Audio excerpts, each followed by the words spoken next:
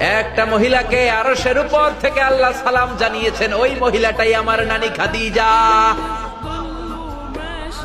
বিশ্বনবী খাদিজার এত ভালোবাসতেন, বিশ্বনবী বলতেন, আল্লাহ কিয়ামতের দিন যখন কেউ কাউরে চিনবে না, ওই কঠিন দিনে আমি যেন আমার প্রাণের খাদিজারে ভুলে না যাই।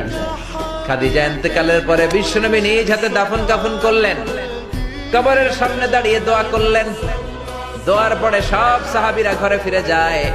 আবু বকর বললেন, নবী চলেন ঘরে ফিরে যাই, দাফন শেষ, কাফন শেষ, দোয়াও শেষ।